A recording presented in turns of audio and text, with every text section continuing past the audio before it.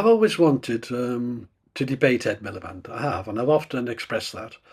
And in fact, someone tried to get a petition going to that effect, but they won't accept that as a petition, of course, the government.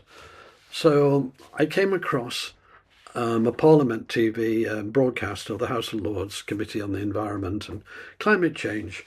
And there he was, David Miliband, for over 2 hours being questioned by a number of people. And with a totally biased chair, of course. But I thought, great, because of now I can do a pretend interaction.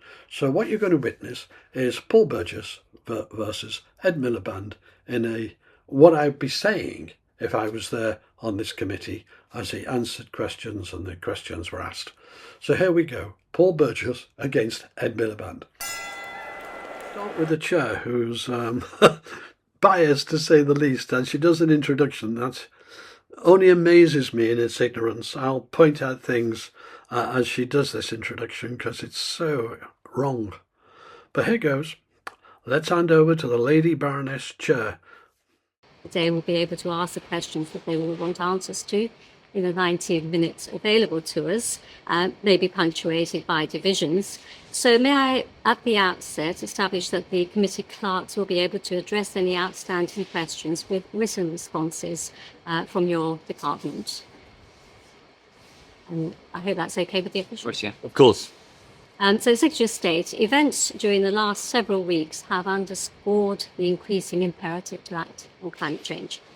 Catastrophic flooding in Valencia claimed 230 lives, and fires engulfed large neighborhoods in Los Angeles, claiming at least 26 lives, destroying vital infrastructure, throwing the California insurance industry and beyond into turmoil. Last week, we heard that 2024 was the first calendar year in which global average temperatures rose over 1.5 Celsius, nudging us ever closer to breaching the Paris Agreement. And just a few days ago, we had a stark reminder of the core science underlying global warming, which contributed to both these events when the Mauna Loa Observatory reported a record annual increase in the concentration of carbon dioxide in the atmosphere to 424.6 parts per million, which represents a more than 50% increase above the pre-industrial average of around 280 parts per million. We are indeed in uncharted territory. So, Secretary of State and Mr. Stark, you have set yourselves an ambitious task to deliver clean power by 2030 and accelerate to net zero, I hope with consequent reduction of greenhouse gas emissions and in particular carbon dioxide. So firstly, please, to help us understand your plan, could you outline the main focus areas for the department and mission control over the next 12 months? Okay, so I have to cover the points she's raised there. First of all, the Valencia floods. I have studied this actually, and there is absolutely no evidence that the floods have increased in frequency or magnitude. The worst recent one was really in the 1950s, which was of a greater magnitude than the one that's just happened. And here is a paper here, and you can see what lifted out a section from this paper. You can reference it yourself, and this is what it clearly states. The paper shows an initial approximation of current meteorological master patterns to flooding episodes recorded between 1840 and 1870, a period characterised by a higher frequency of flooding.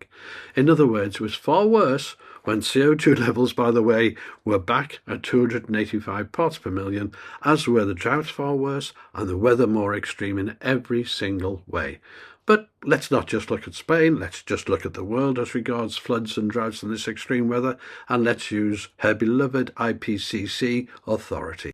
Well, according to the IPCC AR6 report, table 1212, there was no human signature of any signs of human influence on river floods, heavy precipitation and pluvial flood. And pluvial flood just means urban floods, like the one we had in Valencia through a town. Landslides, aridity, hydrological drought, agricultural ecological droughts, and fire weather. And the fire weather deals with their next point about the Los Angeles fires, because no dry weather for fires, no part of that worldwide has been found by the IPCC. No human influence at all has been found. Now, an additional point. First of all, this hottest year so far, nonsense. It's been much hotter in the past historically, of course, but I've done many videos on that. But the roughly 1.5 degrees warming, which I agree with, we've had since 1850 or so, do they think, first of all, that was caused by man? They do, obviously, don't they? Well, if they do they want us to go back to 1850? Because that's when we had the worst floods, the worst droughts, terrible agricultural yields, and so on and so on and so on. I've done many videos on this. The truth is, the 1.5 degrees warming since 1850 has done mankind an enormous favour. Far better than the Thames freezing over. We've got some warmth, and the warmth actually, it stretches out to the poles. It doesn't make the equators hotter. It stretches out to the poles, as it were. It's been totally beneficial. Every single scare story you hear is false on this. We could do with a bit more warmth. Anyway, President Trump, by the way, has now issued an executive order to put the management of forests back to what they used to be by forestry managers in America. So American forests are now going to be managed properly as they used to be in the past before this woke management came in, which left ground load on so that the ground could catch fire enough to burn down the trunks and start the whole process. Yeah, without the ground load and without the right space and without the right spacing, you won't get the fires. It's as simple as that. Forests in the nature naturally burn down. Trees don't grow forever. They actually, sometime or other, will catch fire with all the ground load in a natural world and burn down. It's the natural part of replenishment of forests. If you want to manage that, you separate the trees, you plant them the right spacing, blah, blah, blah, and you just manage the whole thing. And that's why you're now going to see, over the few years now, reduction in that. But to claim that the Los Angeles fires were in any way the fault of mankind, other than the woke management locally, the lack of water resource management, there being no water in the hydrants, the houses being maybe too close together, various other factors come in to how you plan an area which has got a high risk of fire, which it's always had. Anyway, let's move on to Ed Miliband now. First, as you've said very eloquently, Chair, the climate crisis is not a future threat, but is a current reality. Ed Miliband has just accepted all those false claims and declared the matter urgent. And let's, at this point, say this. No matter what this country does, it's going to make no difference at all. We are less than 1% of the total CO2 emissions, and no matter what we do, it makes no difference whatsoever. And don't forget that at any point. The entire thing is just a circus. And you said that very clearly. Second, despite this, I actually think there is some cause for optimism, perhaps compared to where we were back then. And I particularly point to the way in which the cost of renewables has plummeted since I was last the Secretary of State. I think it's worth pointing out that we saw in 2024 renewables overtake gas for the first time in the UK, according to NESO's projections. That's quite NESO's figures from last year, and that's quite an important moment. And indeed, actually, for the majority of the world, by some estimates, new renewables are cheaper to build than new fossil fuels. So if you like, the climate crisis is here and worse and accelerating. Renewables have gone down in cost. And thirdly, and it's really worth saying this because it's the point from which lots of our work proceeds, in the last few years, every family, every business in this country has seen their energy bills rocket after Russia invaded Ukraine. And I think this has taught us something really important about the dangers of our dependence on fossil fuel markets controlled by petrostates and dictators. And the reality is that Britain is at the mercy of a roller coaster of these markets, not just in power, but when it comes to how we heat our homes, fuel our transport, and power our industry. That frames the argument, the narrative of my department, which is we are moving to clean energy because it's the right choice for energy security, for lower bills, for good jobs, and for tackling the climate crisis. Okay, well, let's deal with those points he's made there. First of all, there isn't a climate crisis because no one can even define it. It's just this stupid extreme weather alarmism. That's not true. The next one on the list is, the next claim is the renewables are down in price.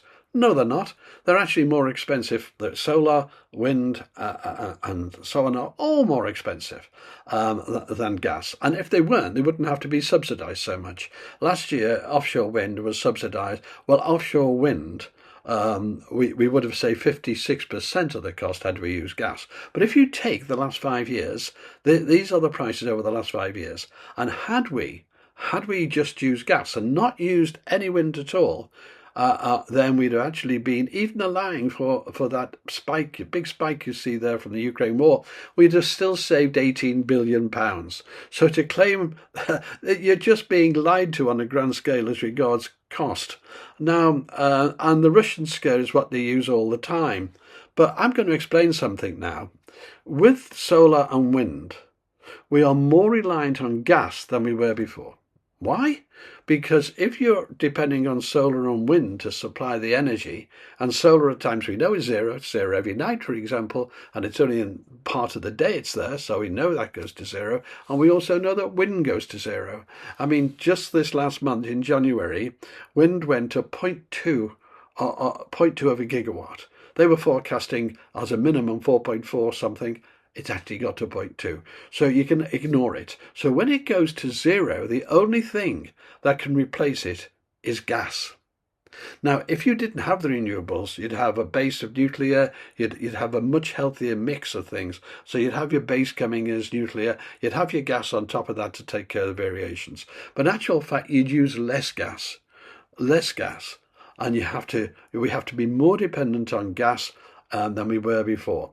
Not only that, we have to use the gas stations so inefficiently because we have to keep them spinning and ready to go so they can start up in 25 minutes and supply to the grid. And that uses about 50% of the fuel as if they were fully running.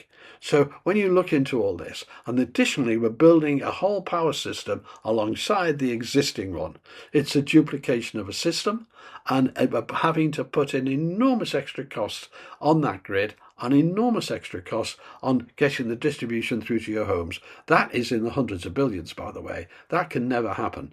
So the whole thing that he's just claimed there, and the whole basis of his department, because of that, is false. The entire foundation on which his department is based is false.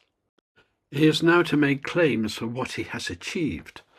And we've consented nearly 2 gigawatts of solar. We've overseen a record-breaking renewables auction. We've established 2030 mission control under the excellent Chris Stark sitting next to me. We set out a plan to upgrade the standards of private and social rented sector homes, launched a new carbon capture and hydrogen industries for Britain, launched a plan for long-duration energy storage, which I know is a real passion of members of these two committees, and published our Clean Power Action Plan for 2030. The point for giving that list is we're under no illusions about the urgency of the task, and we are trying to meet the urgency of the task, both an energy security task and a climate task. So, Mr. Milliband, taking the trebling of solar first and combining that broadly with the trebling of wind. Looking at this graph here, this was just last June as an example. Look at the solar here, this colour, and the wind here, and the gas there. And underneath that is the interconnector. Yes, if you treble the solar and you treble the wind, which is what your plan is broadly, then you would not need the interconnector. But because the demand is set at this point here, you would well exceed the demand. And there is no storage system that's viable. This is the key. There is no viable storage system. And in effect, the NESO reports accepts that by keeping all the current gas stations going. You have to pay for that wind and solar, even if you don't need it. It's called constraint payments. The only basis they'll do it on, because everything has to be subsidised. And the NESO report states it clearly that these constraint payments, where you're paying for them to turn off, could reach £16 billion a year by 2030.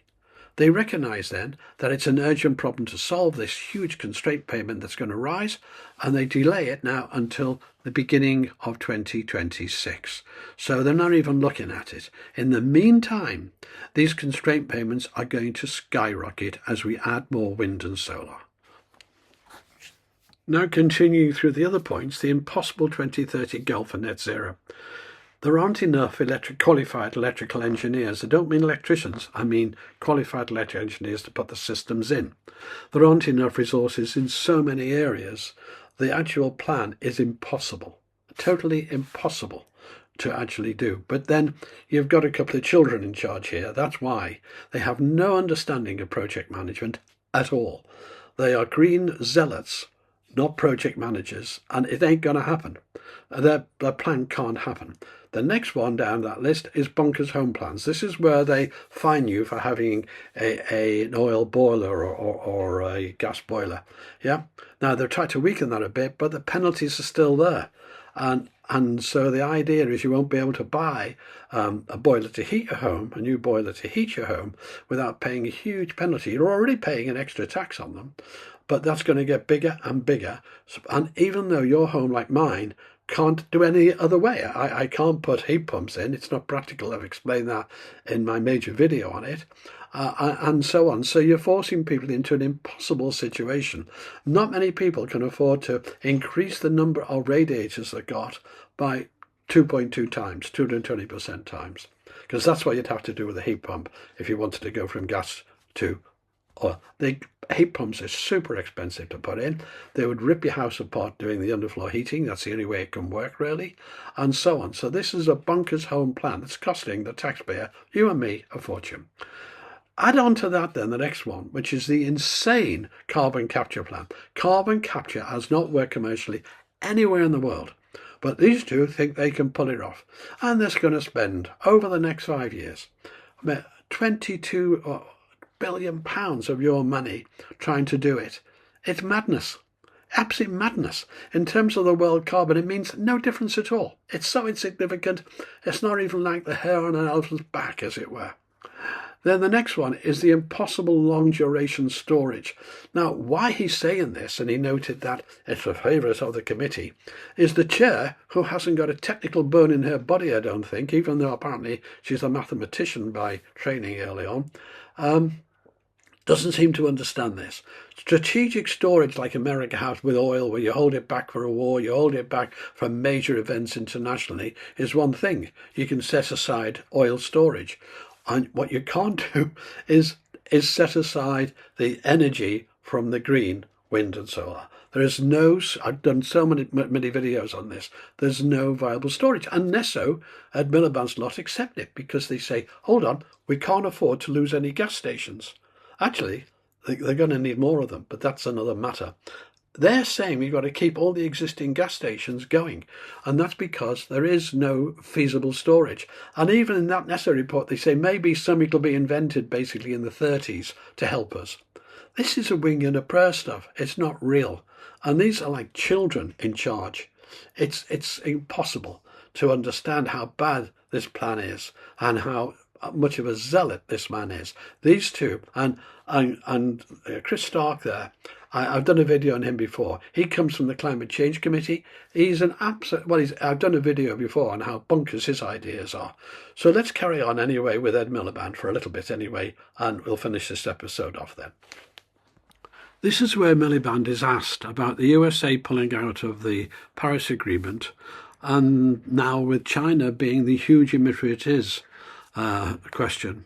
His answer is incredible. One of Desmond's priorities to support global action in doing just said climate media, the biggest of which is our agreement. Isn't it 24 is the first year where we've officially breached the 1.5 degree threshold, and the COP29 received a good deal of criticism? What is your perception of global momentum for climate breaching, especially considering that some of the largest polluting states, China, India, and USA, seem somewhat lost interest? You know, it's interesting this, because as I said earlier, I've been at this a long time. I would say that one of the things that has changed since I was last in this job is that the transition is now unstoppable. If you think about this reality, 90% of the world is now covered by net zero targets. And, you know, when I was at COP recently, it was a very difficult COP for a whole range of reasons, but I think there was a will to get an agreement. Indeed, we did get an agreement on finance, not perfect, but we got an agreement. Now, I'm not trying to look at this through rose-tinted spectacles, because you can hold two truths in your mind at the same time. One, that the transition is unstoppable, and secondly, it's not going nearly fast enough. And I think both truths are correct. the world is moving. When you look at what, for example, China has done in terms of the installation of renewable energy in the last year, I'm going to be going to India shortly, which is also moving on renewable energy. Now, that isn't to say that it's all one-way traffic when it comes to China, India, and so on, but the world is moving, and I think part of the role of UK leadership here is to do the right thing at home because it's the right thing for energy security, and as I've set out, but we're only 1% of emissions, and so then the power of example really matters and working with others. And just to make this other point, when we passed the Cross-Party Climate Change Act in 2008, when I was last Secretary of State, that was then emulated by countries around the world. More than 20 countries, I think, Chris, have done their own equivalents of the Climate Change Committee. So we shouldn't underestimate the impact of British leadership. So it's really tough. I think the transition is unstoppable. We need to make it move faster. So effectively, you believe what is doing for us? I think it is a very imperfect vehicle, but it's the best one we've got. I mean, this is 198 dimensional chess that you're playing because every country is there negotiating on their behalf. So, it's like, seeing the making of the sausage is not pleasant, but there isn't, it seems to me, a better alternative. I'm sure there's ways it can be a better process, but I think that multilateral forum is really important. Okay, so let's take his first claim that it's unstoppable because 90% of the world is committed to it. Targets. They're targets, that's all. China has a target. India has a target. Indonesia is just packed in the targets, actually. Targets mean nothing. It's what's actually happening, and it ain't happening. And the facts are, America's out of it. Russia's not in it. China's not in it. India's not in it. By the way, they have targets, but it just doesn't mean anything. Indonesia, I think, has pulled out. Africa is really not in it. It's just the Western countries now, and actually without America. So that's what's happening, and it's meaningless. That has no meaning whatsoever. He can't rely on that as a reason it's unstoppable. Anything is stoppable, and net zero will have to be stopped. Well, the next thing he talked about to make it unstoppable is the COP deal, which less than satisfactory deal on finance, but we got a deal. Let me just tell you what the deal is. They went for 1.3 trillion transfer from the developed world to the underdeveloped world, because that's what the whole thing's about anyway. But what they actually achieved was a promise for 300 billion, so less than a quarter of that. But it actually isn't 300 billion, because in there, everyone has to do it proportionally. So unless China and India and the others do it, yes, no one else is going to do it. So they have to cough up, and they've never coughed up. So it's meaningless. I don't think anything will happen. So that deal has got tremendous flaws in it that don't mean anything. God, thank goodness, because otherwise we'd be transferring about 38 billion from the UK to it, right? This government just got to stop looking after other people and start to begin looking after its own residents in its own country. And then he incredibly states there's only two options, between, and it's only the speed of it is the option. In other words, we have to take it that it's going to happen. No, it isn't going to happen. There is an option. It's to stop the whole nonsense. And that's the option a lot of people are chasing.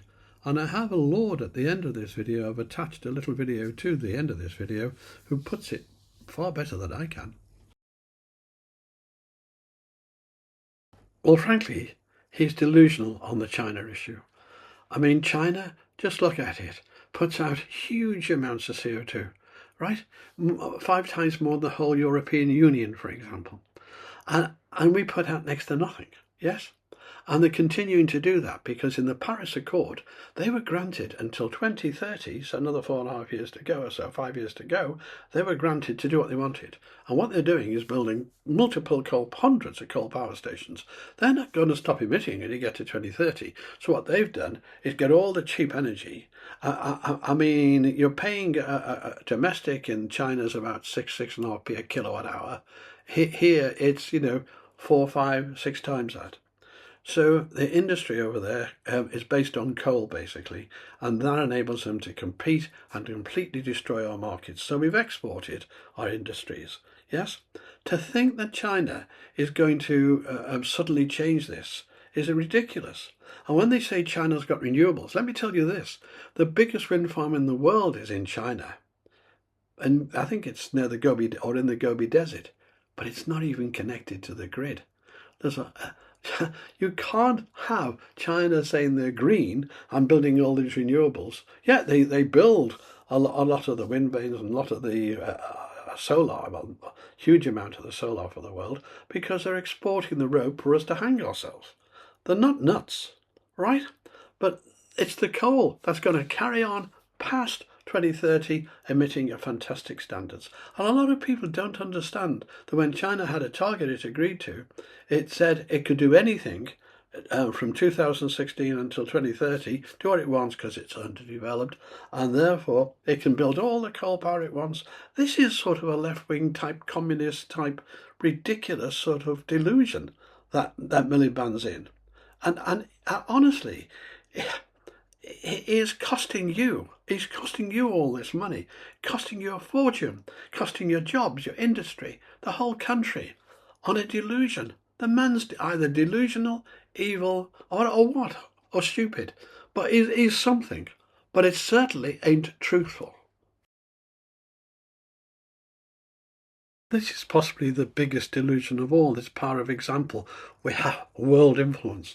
Now, look at this graph again, the graph of CO2 production, and look at what we're doing here in Europe and the UK. We are just reducing our CO2, whilst at the same time, China and everyone else is going up and up and up like this. So given that we've been setting the example now for the last 20, 30 years, and reducing, and all they've done is gone up steeply, why would you think that would change now? Why would you think that somehow our example would cause them to curb their production when they're building coal power stations as if there's no tomorrow, none of which are going to switch off in 2030? They're all going to carry on. This is so simple. This is really so simple. A child could understand. It's delusional. And yet, we have our government carrying out this practice. We have Ed Miliband trying to claim us setting an example. Well, I'll put it to you, the British public. Are you prepared to have your industries gone, you have your quality of life gone, be restricted on what food you eat, be restricted on what car you buy, be restricted on your, high energy costs, reduce your standard of living for an example to people who do this? Well, the answer is, I don't think you are. And that is the kernel, really, of the issue. And just to finish that point off, just look at this. This comes from The Guardian, a very much a green-loving paper, and probably Ed Miliband's favourite read. China led the world in the construction of new coal power plants in the first half of 2024, with work beginning on more than 41 gigawatts of new generation capacity, data published on Thursday showed. That was as much new coal power capacity as China embarked on during the whole of 2022.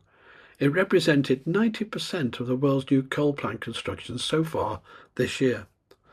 And you think, Ed, that they're going to listen to you by example and now throttle all that back? Do you think they're going to blow up these stations in a few years? Do you really think that? Because if you don't think that, you're deceiving everyone, aren't you? And so with that last point, I'm wrapping up this round one of this series, because it is a series.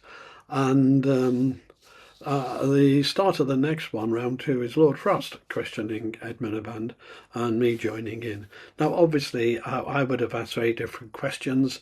I would have questioned the very basis of everything. But what is clear is that there is, except for very few exceptions, a consensus that just is unquestionable. And I would like now to just show you a video from the House of Lords with one Lord who seems to have it all together and puts it far better than me directly, to the House of Lords, asking for a cost-benefit analysis. So I'm going to end up with that little short video and say goodbye for this one, and I hope you enjoy round two when it comes. And that starts off, as I've said, featuring Lord Frost. Thank you for watching. Why pursue this extraordinary destruction of value in our economy, spending huge random amounts that will not, as the noble Baroness Hayman, who is now not in her place, put it, save the world? The government should be honest about its fudge, delegitimize those who have created it, start again with credible, disinterested analysis as to what the real cost is, what it might be in future, whether we can afford it, what the overall impact on the country and the economy will be. Remarks we heard in the recent debate implied we mustn't concern ourselves with the cost because we have to do this to save the planet. That is emotion-based, my lords, not calm, fact-based reasoning. Except that at some given level of cost, we would want to decide that net zero was unaffordable. Find out, using facts and assertions, whether net zero's cost takes us into that unaffordable territory. My lords, to conclude, I hope the government will consent to Lord Frost's request for a speedy inquiry into what the costs really are and whether their expected impact on the nation is affordable. I don't believe it is.